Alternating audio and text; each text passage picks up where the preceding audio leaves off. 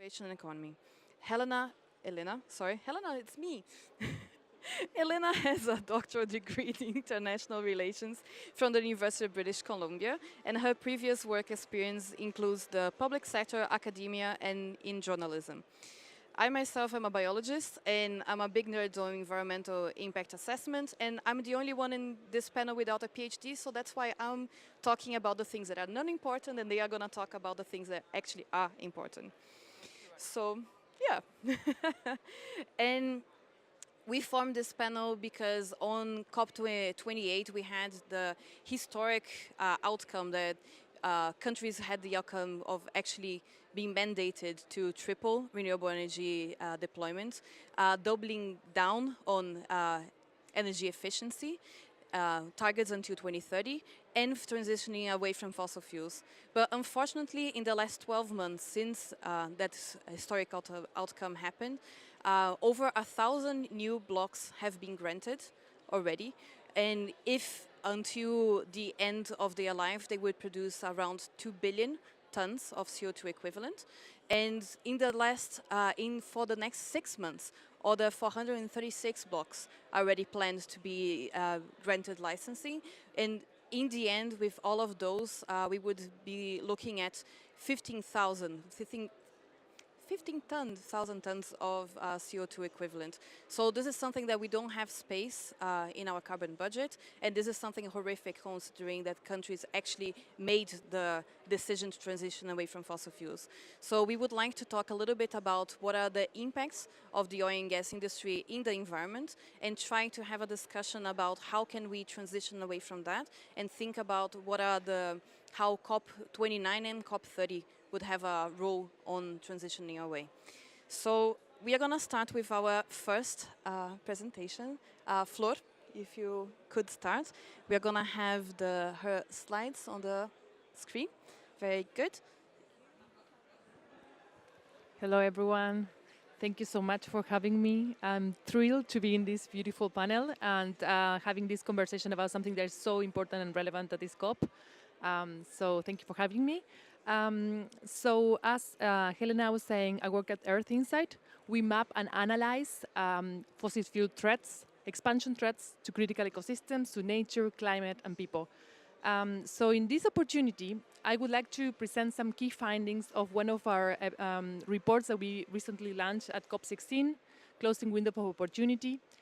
We put this report together with some partners, with the International Indigenous Forum for Biodiversity, with the IUCN, World Commission on Protected Areas, with Campaign for Nature, One Earth, Wild Heritage, and others. And the important thing about this report is that, as Helena was saying, there is significant overlap of fossil fuel blocks that are overlapping in critical ecosystems, and something that an urgent topic that should have been addressed, but unfortunately COP16 failed to. I think, as you know, COP16 parties highlighting the important link between nature and climate. So I'm celebrating that, of course. But they missed a chance to address this issue, which is the need to transition away from fossil fuels, something that was left out of the text. So as we know, fossil fuels are a key driver to both the ecological and climate crisis. So in this report I'm going to be presenting in just a minute, it shows in a very visual way how fossil fuel expansion is encroaching on key biodiversity areas, or KBAs, as we often call them. One note that I wanted to, a positive note about COP16 is the fact that it was recognized the indigenous peoples and Afro-descendant communities' role in protecting nature, which is so critical. And I think this is something that I wanted to highlight, and is so important, as we know, for conservation and restoration. So let's dive into the data, and just really having this in mind, the moment to act is now. We cannot delay it. And again, these vital ecosystems that we're going to be discussing here are those that are essential for climate, for nature. They're key carbon sinks, and we cannot afford to lose them. So if fossil fuel should not happen anywhere, this is where, absolutely we should be looking at protecting key biodiversity areas, indigenous peoples' territories, and other conservation areas. So, like getting here, and I hope you can see this, and you can also access the report online. We're looking at right now across the Pantropics, 518 key biodiversity areas that are overlapping with oil and gas. These are either active or potential. These are 18% of the key biodiversity areas across the Pantropics. This is, again, 180 million hectares, and I like to compare because, I'm a lawyer, numbers kind of scare me sometimes. This is the size of Indonesia, pretty much, right? We're talking about pretty much the size of Indonesia in terms of compromise. This represents 14% of KBAs in the Amazon and 12% of indigenous territories. Congo, the 40% of key biodiversity areas in Congo and 14% in Southeast Asia. So we're talking about really, really serious numbers here. In this graphic, what you can see, you have, million hectares as well as the countries. You can see Amazon countries in red, Congo in yellow, and the Southeast Asia in green. And clearly, DRC is has the main overlap between oil and gas and key biodiversity areas, followed by Peru, Bolivia, Colombia, and Ecuador, and then coming the Southeast Asia region. So I also wanted to show these maps, and this is typically what we try to produce, which is, and it's accessed, Creative Commons, so everyone can use it and distribute it. We try to put these tools together for the movement and also for policymakers, because in a map we can tell sometimes so many stories. It's just one visual, and you can see there, in red, the overlap of indigenous territories with oil and gas blocks, as well as you can see the indigenous people's territories, key biodiversity areas, and tropical forests. Something I wanted to highlight here, because it's illustrative of what's happening, right? We say that indigenous people's territories are, very important for many reasons. For indigenous people's rights and land tenure, for human rights, but also because of their very important role safeguarding nature. And we see that how really deforestation rates and are much lower there, and they're really doing that service for everyone, for humanity. Unfortunately, in the Amazon, 30 million hectares of indigenous territories are overlapping with oil and gas. This is approximately the size of Italy, right? Again, 12% of indigenous territories, as I mentioned before.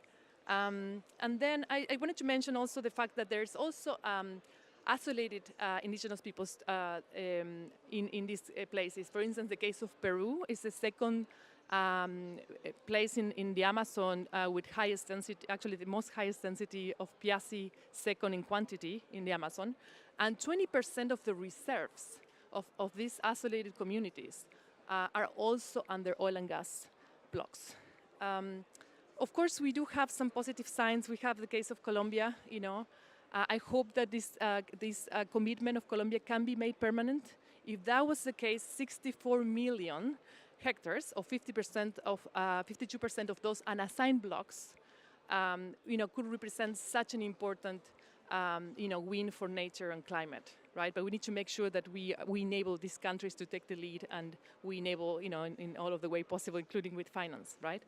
And then to give you, I think we're okay with time, but as I said, the Congo Basin has major overlap with oil and gas, and both, with oil and gas, and actually also with mining. DRC has the huge overlap.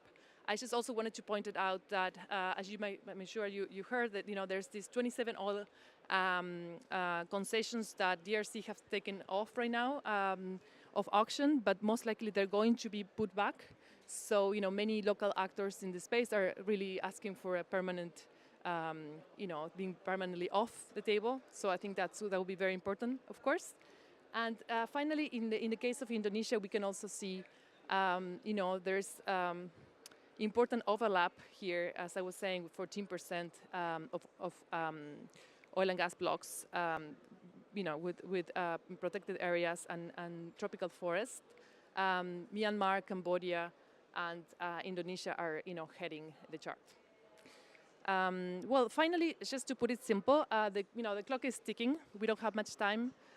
Clearly, fossil fuels shouldn't be happening anywhere.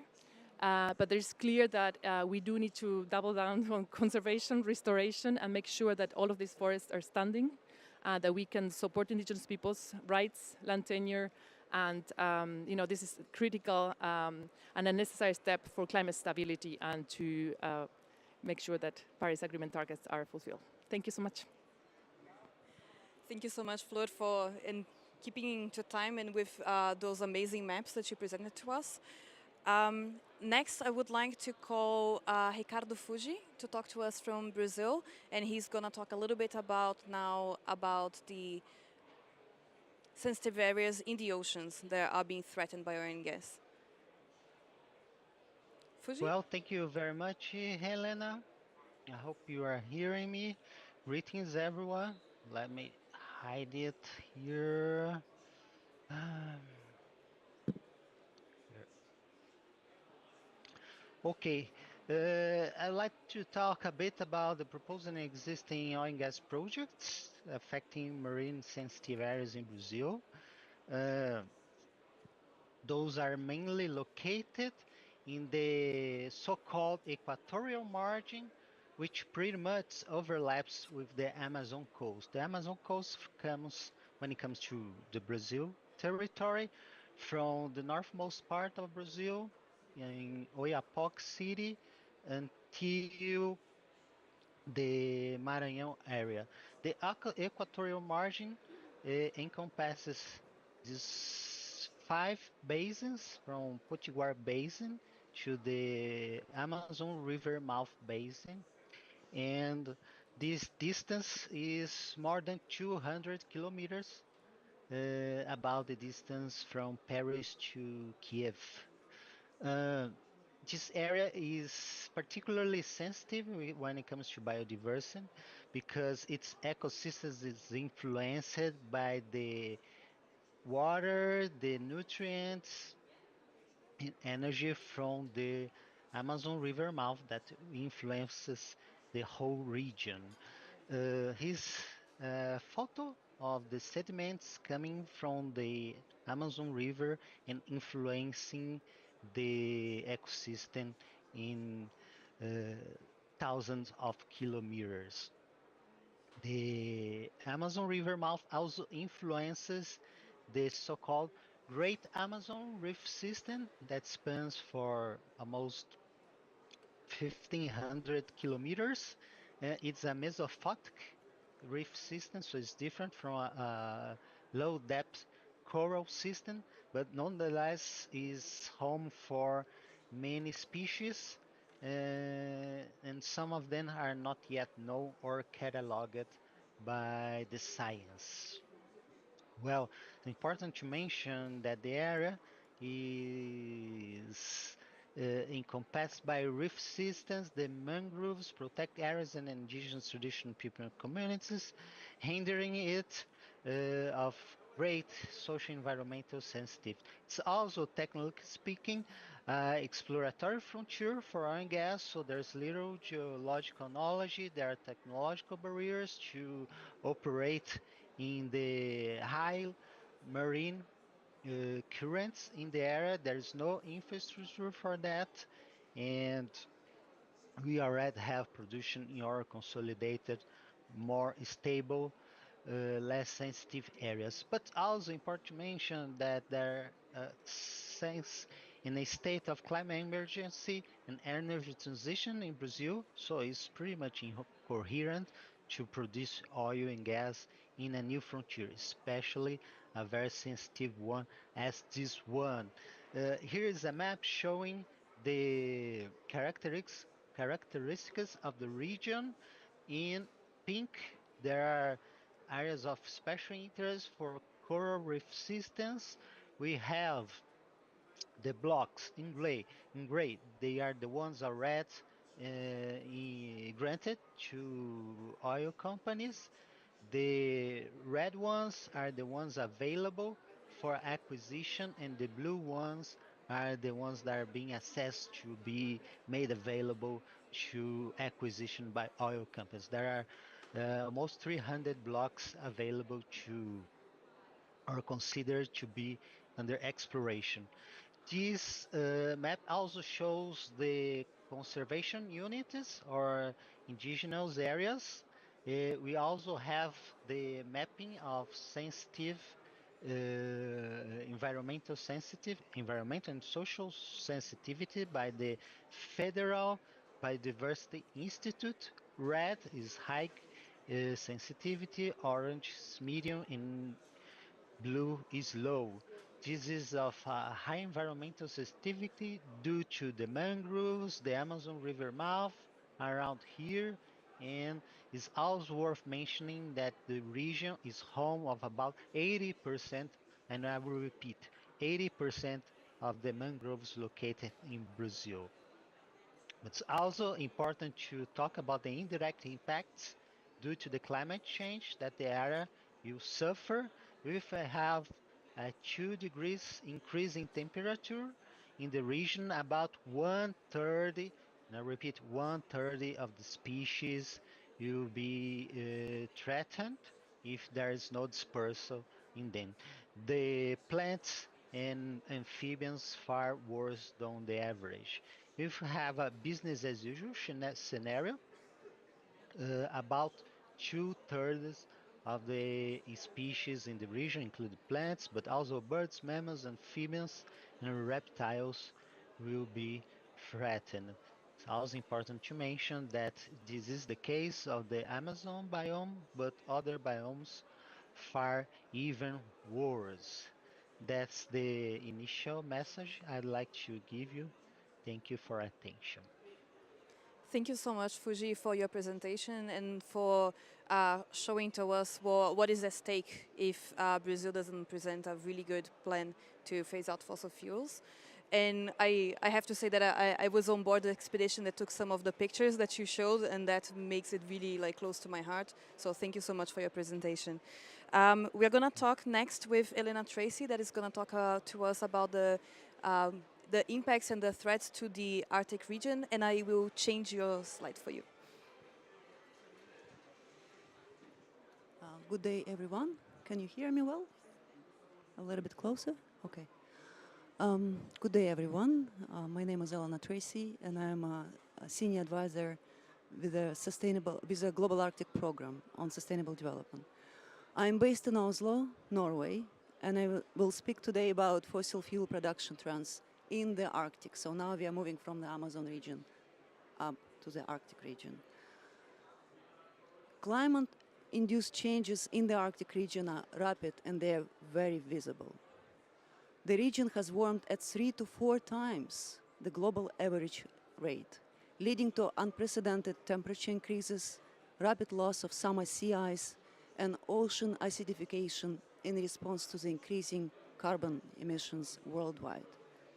All this spelled trouble for species that depend on ice, and also for indigenous and coastal ecosystem communities that are experiencing now a high rate of coastal flooding.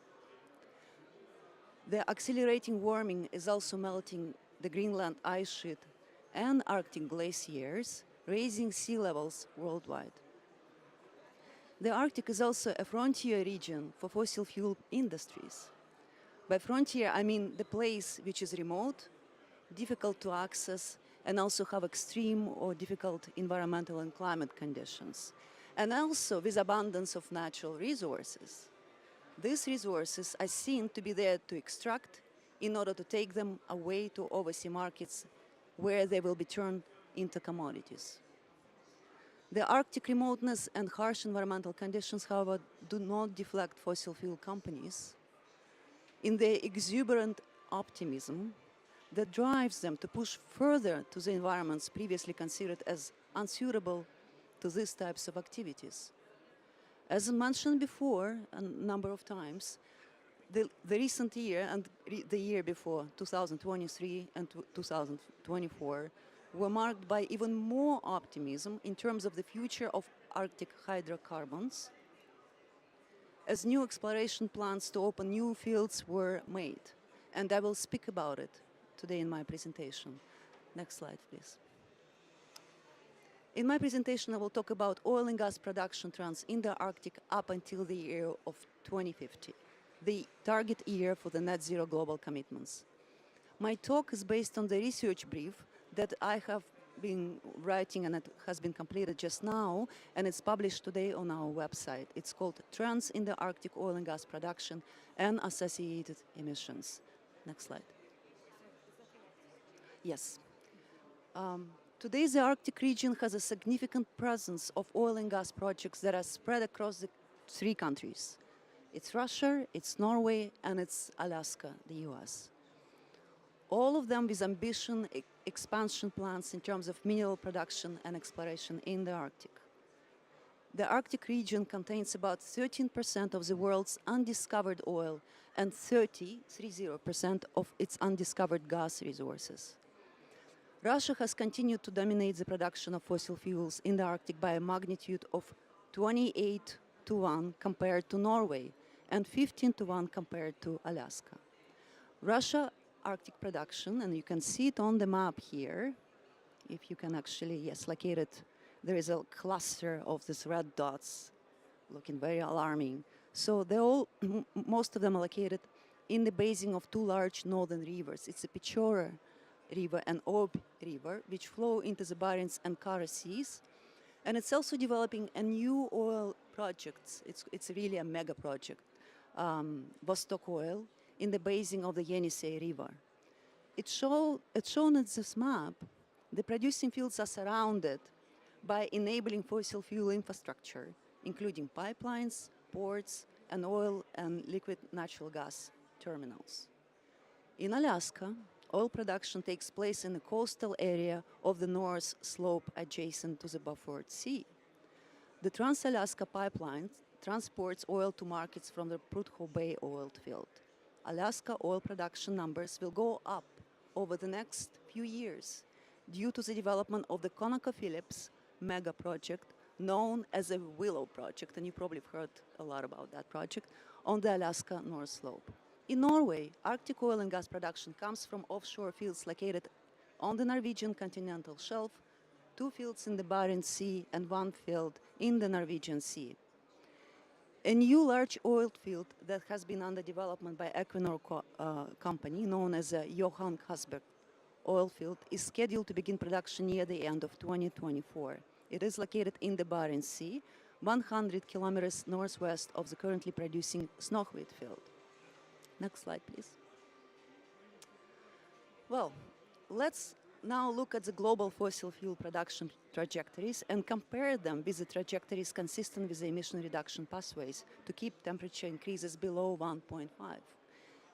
So those trajectories that are in line with 1.5 commitment, they are shown on the graphs by 2 black dotted lines.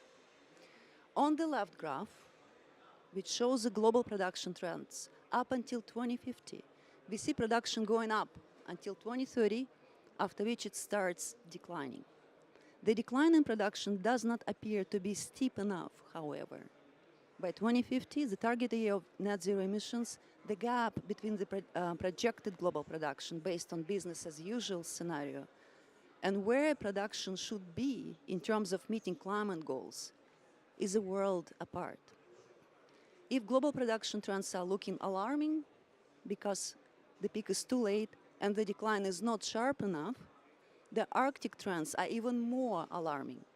So the Arctic fossil fuel production, and you see it on the right graph here, is expected to peak around 2040, 10 years after the global production peak.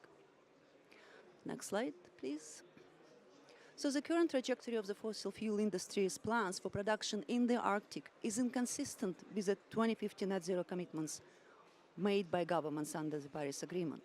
Despite the historic commitment last year at COP28, and it was not really a commitment, as I understand, it was a recognition that the commitment should be made in the future, right? So the language was kind of soft. It wasn't solid, but they indicated there should be a commitment to phase out and transition away from fossil fuels. Despite this, all Arctic governments, and those are wealthy governments, have continued to issue new licenses and awards for exploring new areas in the Arctic. This includes areas with sensitive Arctic ecosystems onshore and offshore, including those that were previously considered unfit or uneconomical for such projects because they are expensive. Actually, it's very expensive to produce fossil fuels in the Arctic. It takes an average of 20 years from the moment an exploration license is granted to the start of production. The exploration activities that are being approved now will begin producing only in late 2030s or in the early 2040s, by which time, according to the current plans and noble intentions, the world is expected to be in the full swing of the clean energy era. The infrastructure that will be built to serve those future fossil fuel projects may become unprofitable, increasing the risk of stranded assets. In addition, the investments decisions made during the next few years and next decade, which is now considered crucial, right? So they will, with respect to new Arctic oil and gas fields, they have a risk locking in carbon emissions for decades. So these investment decisions have not been made yet, even though the governments have issued approval permitting companies to explore more Arctic areas for commercially viable reserves. For Norway and for Alaska, about 40% of the total projected fossil fuel volumes produced between now and the year of 2050 will come from the fields that are currently in the discovery or in the undiscovered category, that is kind of exploration of new fields for their commercial viability. For Russia, this share is 30%. Because production in these fields is not imminent yet, these future projects and the associated greenhouse gas emissions can be averted. Next slide, please. So what needs to be done in order to align fossil fuel production in the Arctic with the Paris emission reduction goals? So all these Arctic fossil fuel producing countries, and they're well off financially, right? Norway, the US, and Russia have committed to the Paris Agreement, adopting national net zero strategies to significantly reduce greenhouse gas emissions in the coming decades. Under these commitments, these governments are required to prepare and submit to the UNFCCC a core element of their national climate plans. And you've heard this word before many times here. I'm going to hear it a lot during this COP. Nationally Determined Contributions, NDS. With these commitments in mind, we suggest the following recommendations. The NDS of Arctic fossil fuel producing nations should clearly indicate milestones related to winding down the production volumes of hydrocarbons in line with these national net zero strategies. Fossil fuel companies operating in the Arctic and elsewhere should start reporting their Scope 3 emissions in order to fully account for their emission footprint. And finally, and most importantly, and it was mentioned today before by supporter Bergman, the previous speaker in the previous panel, there should be no new fossil fuel project planned in the Arctic region from now on and elsewhere in the world. So these measures will help the world return to a path that is more consistent with 1.5 aligned scenarios and safeguard pristine Arctic ecosystems that are vulnerable to the impacts of the extractive sector. Thank you for your attention.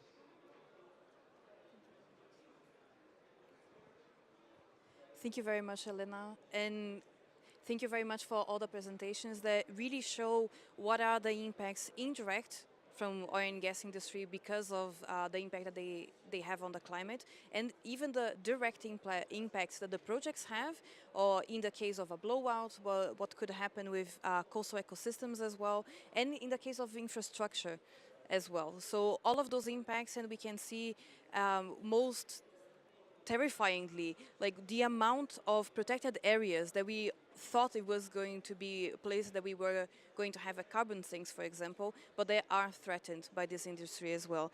So now I would like to bring the discussion to Steve, and I have two questions to help you lead us on. And I wanted to know what could be the role from COP29 and COP30 to play at safeguarding sensitive areas from the expansion of the fossil fuel industry, and what do you see are the barriers and the opportunities for just energy transition away from fossil fuels? Please, Steve. Thanks, Helena, and welcome all to the the WWF Pavilion. So I don't have slides, but when I've been looking out at you lovely people, and thanks all for coming here, I can see 4 posters, and I'm going to sort of try to talk about, and I might get to look around, and apologies to those who are online, you won't get to see the posters. So, if I think about what WWF is asking for here at COP, we have or actually broader than COP, to start with, we have our climate and energy manifesto, and there's 2 points in that I think are directly related here. So one is, our big ask about phasing out fossil fuels, and the second is the idea of integrating nature in our climate plans in the NDCs. So I think those are 2 things that we need to think about. The speakers here all touched on this growing contradiction. So if you turn around, the first one behind you, governments agreed to phase out fossil fuels. Now it's time to act. So, and what you're seeing is this contradiction that the data shows that there are more. There's an increase in fossil fuel exploration, production, and these concessions that have been talked about. So, it's what happens in these fragile areas. And Ricardo, if you're still online, it was great that your last slide was a report that I worked on 7 or 8 years ago, sort of showing the wildlife in a warming world. So the idea that as well as all the other impacts that climate change will have on species and the distributions of those species. So I think it's clear that we don't have time to delay in the phase out of fossil fuels, and that's because we're all here. We understand these the reasons that fossil fuels drive climate change. It's the biggest driver of climate change, and we're seeing more and more higher temperatures, records being broken, more impacts recorded. But you also see, so last month WWF released its Living Planet report, and the idea that nature, as measured by populations of vertebrate species, the population size has declined by 73% over 50 years. So, while we're seeing these trends in the wrong direction, we're seeing this expansion of fossil fuels into sensitive ecosystems. Okay, so to talk about the challenges and the barriers to transition. So I think Elena's point. We've got this sort of political and economic interests, and so there's this prioritization of short-term economic gain, energy security over longer-term benefits. But your point, I think, Elena, the sort of stranded asset point, and the fact that a lot of this fossil infrastructure takes at least a decade to get going, whereas alternatives can take a lot quicker is something that we need to maybe push harder. We're in Azerbaijan, and it's a country, like many countries, that has a structural dependence on fossil fuels. So there's existing infrastructure, let alone the new stuff. So it's that is probably a barrier that we will need to try and address in this sort of energy transition. And then another point that was made, and I think I saw one on financing, is around the incentives. And again, I heard the first event in the WWF Pavilion, and the point about subsidies was made by Zephora, and they skew markets towards fossil fuels and away from renewables. So these fossil fuel subsidies. The number that Zephora said was different to one I saw. That was, the IMF suggests that global fossil fuel subsidies in 2022 were $7 trillion. So big number, $7 trillion. Okay, so then what are the motivations and the opportunities for change? So I think this stranded assets argument that Elena's made, I think there's more and more pressure from the public and from private sector on government. So and I think and from NGOs. So I think there's this pressure is something that we have to work on. I think there's if you look at the renewable rollout, and in part that's because of a big part because that's because of economics, with solar panels and wind turbines and batteries decreasing. The IPCC said it was sort of 85% over a decade. So big reductions in costs, making them much more viable. And then there's also examples of countries that have done it, or done it or doing it. So Costa Rica, there are countries that have 100% renewables. And then I live in the UK, and 2 months ago, for the first time in 140 years, there is no coal on, there's no coal, and there will never be any more coal on the power in electricity generation. So countries can make this switch. Okay, I'm almost wrapping up. Okay, so you asked about the relevance to COP29 and COP30. So I think one thing that we can do is, I guess, making sure, and this probably won't come out in COP29, but we need to keep pushing that governments have agreed to phase out fossil fuels. That first point, they have signed up for it. They signed up for coal in Glasgow, and then they've signed up for fossil fuels in Dubai. So I think that's something we need to keep, even though it's on paper, we need to keep pushing on that. I think there's insufficient attention at COP on the links between climate and nature, and the sort of the issue of the impact that nature, so the impact on nature of fossil fuel expansion.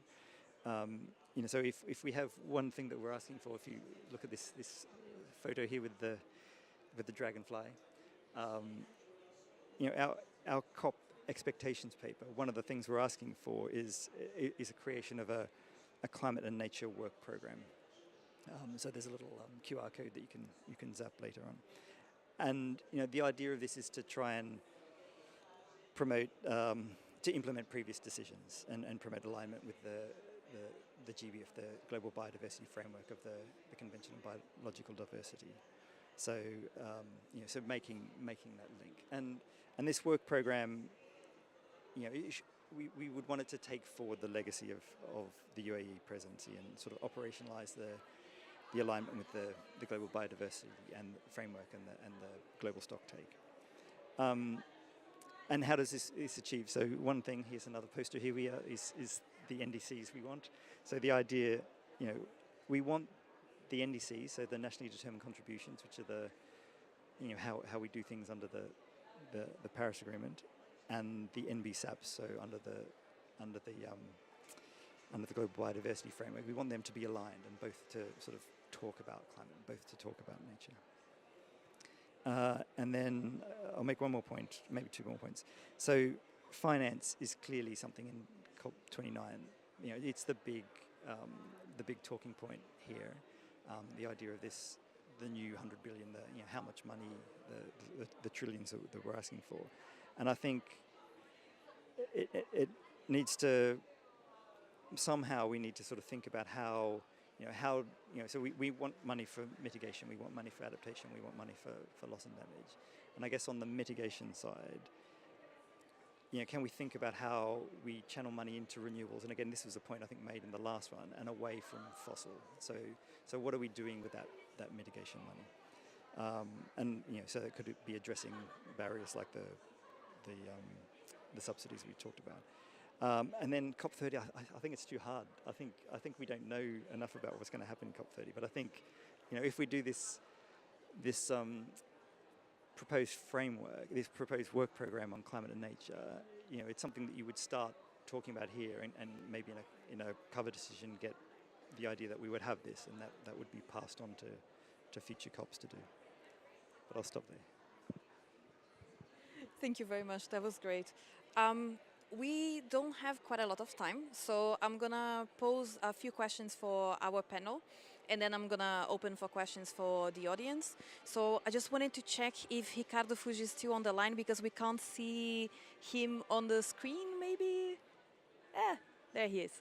Okay, perfect. Thanks, Fuji. I want to ask you two questions. I'm gonna ask them, so then you choose what you would like to answer. The first one is that I wanted to see what could be the COP29 and COP30 positive moves toward an equitable phase out of fossil fuel. And just to note, when I say COP30, it's just because it's the one that we have a little bit more certainty, but I'm talking about the future. Like what do you see as future COPs could do this for phase out of fossil fuels? And my second question is, how do you see possible synergies between CBD and COP16 and biodiversity COPs and the climate COPs and UNFCCC in tackling the climate and biodiversity crisis at once that are being impacted by fossil fuel industry? Fuji, I think the best way is that I give you the chance to speak first because I can't see you to give you the mic. So maybe if you would like to give us your considerations first. Okay, thank you. Well, regarding what we can expect and should expect, certainly the stepping out of these new projects would be very important, not only because it delivers to our goals for tackling climate change, but also because they are projects that are under risk of being transformed in uh, stranded assets because they are planned in the assumption that the climate change and the actions to tackle climate change won't be that effective, that the consumption and demand of oil and gas will keep at the same pace. So we should consider and pressure our governments to uh, redesign and adjust their policies to avoid investments so large in medium and long term projects. Regarding the link between nature and climate, the CBD, and the climate copy, I think we're still going on. As far as I know, the results from COP16 were subpar.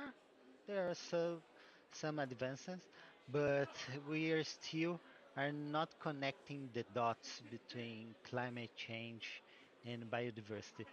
Maybe in terms of science, maybe in terms of discourses, but not in terms of real actions. Thanks so much, Fuji. And maybe we can do the reverse order, maybe like, oh, Flor, if you want to. Sure, I agree with what Fuji said, and just basically, you know, what also Steve was saying, we need to tackle this contradiction, right? I mean, I feel like clearly we need to phase out, no doubt. We're not doing it, we need to do it, right? Achieving 1.5 will require the phase out, but also a halt in deforestation and restoration, like you know, like scaling up restoration, up to 300 million to 1 billion hectares, right? So we need to put basically money where what our mouth is, right, and make sure that we do that. Like so, that would require funding, political will, and a massive international cooperation. But I think it's also part of this contradiction, the fact that we need to make sure we're talking about stranded assets, which is very important. And I feel like we're also not valuing nature, right? Like nature capital. And as Stephen said,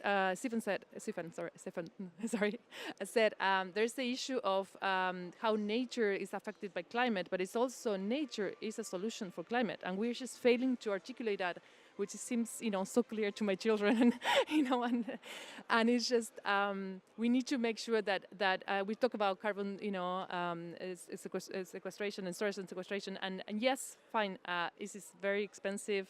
It is not proven necessarily right. We need to make sure that we put nature in the center and nature-based solutions, and the funding has to be aligned with nature. So making sure that indigenous peoples have an important seat on the table. They have been stewarding this for centuries without the proper funding. So what could we do if we really you know, empower and put also indigenous peoples and nature in the center? So that's one of the things I wanted to say. And I think I'll leave it there for now. Well, in the linkage of nature and climate, I think I'm tackling that a bit with what I'm saying, but happy to further elaborate that. Okay, well, a lot of good things were mentioned by Fuji and by Floor. So just building on your children that love nature, I would say in some ways children are better connected to the real world out there than us adults losing it all connection as we go along. And so the nature, yes, the nature should be at the center. What we are dealing right now is a triple planetary crisis, right? Or maybe many, many other types of crises. The climate crisis, the nature crisis, also pollution is a huge issue. And so the underlying cause for this, I think, and Flora already mentioned that, is the way we actually relate to nature, the way we see our place in the world, you know, how we treat nature. We treat it in instrumental terms, like it's something out there that we should extract and use for our wants, not necessarily needs, you know, and this kind of patterns of consumptions that are being up and changing and demanding more and more resources, and we're treating nature as a resource to be extracted. So that's not the way to go ahead. So it's something fundamentally has to be changed. And we're not really talking philosophy at this venue, but maybe we should really, you know, how we are relating to nature, how we see ourselves, what is our place out there. And also, I just want to mention, just to put those three Arctic nations that are really wealthy and they keep producing and expanding their old fields, they have not submitted their national plans on global biodiversity frameworks to COP16. So I just want to single it out. There's something missing fundamentally, you know. So there should be really a connection between climate conference and convention and CBD. You know, CBD is a serious convention. You know, should be really treated seriously. Thanks. Yeah, I don't know if I'm going to add much more than what I said before, but basically, you know, you asked about what positive move future COPs could do. So, you know, we had in this last COP in the opening the idea of, you know, 3 times, you know, transitioning away from fossil fuels, 3 times renewables, doubling the rate of energy efficiency improvement. So you've got some of the elements that you need, but maybe we don't have enough specificity on what you need on fossil fuels. So okay, yes, we've got the general idea that, okay, fossil fuels are now to blame after 3 decades, and so what are you going to do about it? What countries are you going to do about it? So some way you could do that is through COP decisions, and that's really, really, really difficult. It could be through these NDCs, so, you know, making sure that companies in the national plans say, this is what we're going to do around coal and oil and gas. And so you have more accountability and more transparency about what the plans of countries are. I think that point around the synergies, your second question, you know, the nature-based solutions that was mentioned by Flor, you know, is clearly important. So, and we in WWF have this, what we call the triple challenge, so the idea of, you know, addressing the climate crisis and the biodiversity crisis, you know, the nature crisis and sustainable development all together, and recognizing that there are links between them and synergies between them. Thank you so much. And I think it's really important, like, to, at least to me as a biologist, to me that connection between the climate crisis and the nature crisis is so clear. And we can see as well with the plannings for the oil and gas industry, with their environmental impact assessments, they already even tell us what are going to be the impacts in nature, and they are horrific. And we see what are going to be the negative impacts socially as well, and without any significant creation of new jobs. And it's terrifying to see that actually we do have the solutions. We do have, when we think about the renewable industry and the amount of local jobs that are created with renewables and the energy access that you can actually have with the deployment of renewables. And if you have proper planning on how do you want to see your energy transition, where do you want to see access, and where do you want to deploy the renewable energy, you can see that you can have a significantly lower impact, and not only direct impact, but impact a long time. Because if we actually decommission the projects that we have on oil and gas, you can actually take out that impact from nature and from climate in the next years, and you can have much safer and cleaner energy. And that would be that would be ideal, and that's what we are asking for this COP. We still have a few minutes, so I'm gonna open for questions for the audience. I'm not quite sure if we have a second mic for the questions, but I've been sitting. That's fine. I've been sitting. I can stand up and take the mic for you guys. Thank you. Any questions?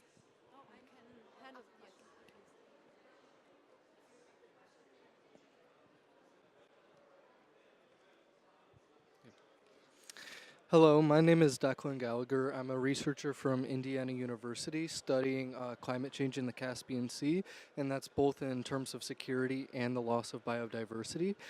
So this is a question for Elena. As I've been studying the Caspian Sea and the case of the Caspian Sea, I've seen a lot of similarities between the Arctic region and the Caspian region. Both are heavily reliant on fossil fuels. Both are heavy in storing fossil fuels. And unlike the Arctic, though, the Caspian region has not been as widely recognized as being reliant on these fossil fuels, but also feeling the effects of climate change on both the local ecology and economies. So if you had any recommendations on how other regions like the Caspian Sea could gain more further recognition in COPs. Do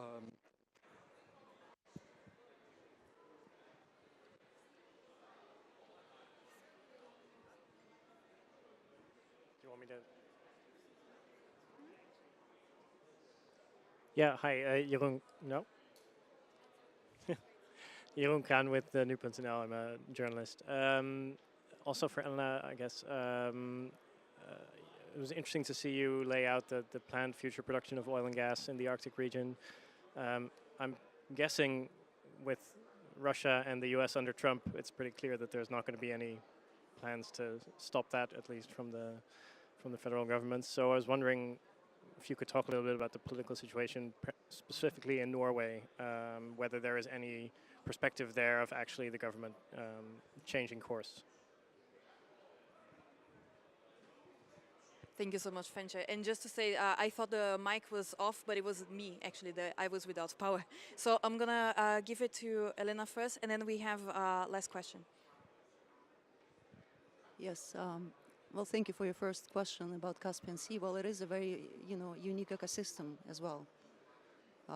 And definitely, the attention should be given to the impacts of the fossil fuel industries here. Just to a caveat, the fact that Arctic is in the news so much doesn't change much, unfortunately, the trends in the fossil fuel, gas and oil production. So obviously, attention is important. It's a necessary but not a sufficient condition. So the change really has to be more systemic rather than just driving the attention. The Arctic is in the news also because it does actually drive a lot of global change in terms of rising sea level, melting, as I mentioned, in Greenland, ice sheets and stuff like that. So, I mean, it does have an implication for the whole world as it is melting. But the Caspian Sea, I mean, maybe the similar strategy can be thought out by a community of scholars or practitioners, NGOs, practitioners, to bring more attention at the spotlights, like during COP meetings and so forth, just to give enough attention to this very unique region, by the way, in terms of species and in the Caspian Sea, and in terms of its even being there here in the Caucasus region.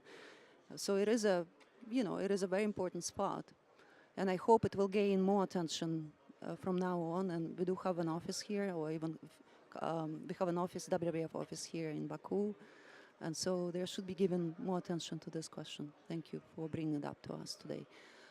In terms of the political situation, right?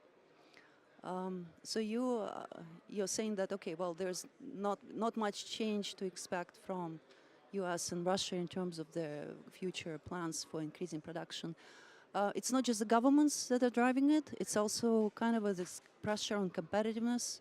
And fossil fuel companies now see the new opportunities, and they look at each other, internationally, and say, well, hey, those companies are increasing production, we should also compete, why should we be left behind? So there's lots of factors. It's not just the governments, it's the companies as well. And the whole, again, system that is set up currently, driving the fossil fuel industries up, And also the investors, the shareholders, the companies, the fossil fuel companies that invest in exploration and development, They're also driven by the shareholders' expectation of return on investments that are not really much concerned or not even aware. They may be concerned, but they may not be aware of the repercussions of those decisions that they make themselves in terms of investment. Right? So it is important also to bring attention to that side of things, to shareholders. Norway. Norway is not a big producer as compared to Russia and the US. So there is kind of an optimism now driven by new discoveries in the Norwegian continental shelf. Apparently there's more potential there. And so if you look at the production patterns for Norway, we're expecting two spikes there. One is around 2030 and the second is around 2037, 2040. And that is because the new licenses were approved this year.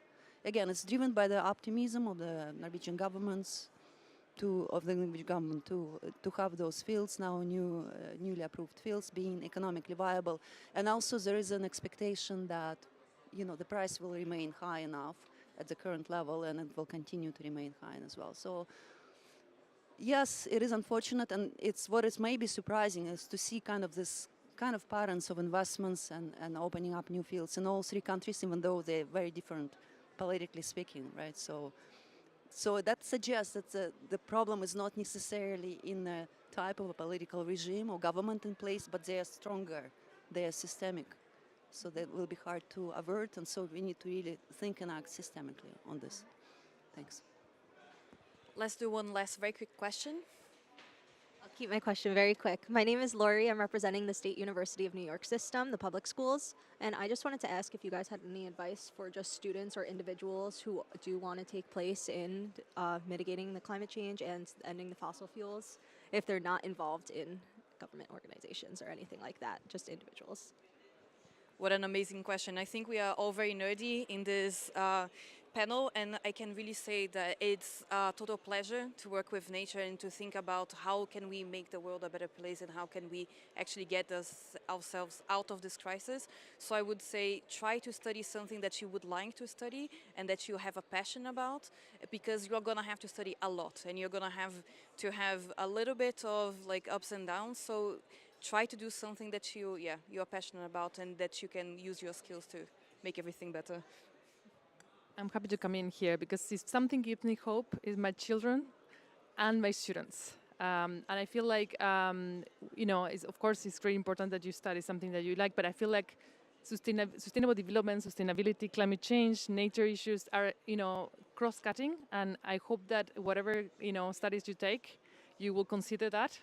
Because ultimately, I totally believe what Elena said is a system-level change that has to happen, and we need system thinking, we need system leadership, we need people that really commit to do things differently, right? We cannot expect something to change if we keep doing the same over and over and over. That's insane, right? So we do need these leaders that, I hope all of these new generations can bring us a different way of being that is more aligned. The being, the doing, the having is one that is in peace with nature, as we heard in COP16, and that we can, from there, do things completely different. I think I guess it's not just about what you study, Laurie. I think it's about the way people live their lives, and so the consumption patterns, and if you're in a democratic country, it's also about where you vote. So I think they're the big things that you can do as individuals. Elena and then Fuji, and then we have to wrap up.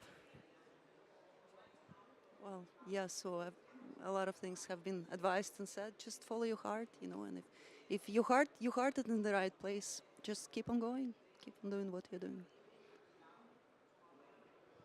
Any last words, Fuji?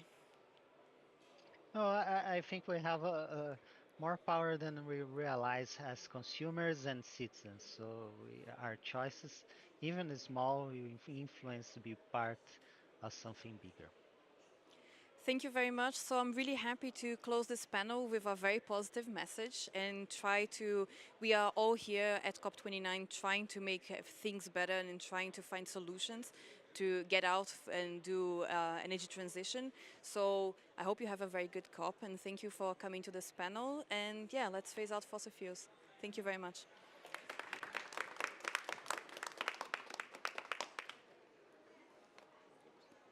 It was nice to finish in a good, positive note. Thank you so much. It was so fun. Yeah.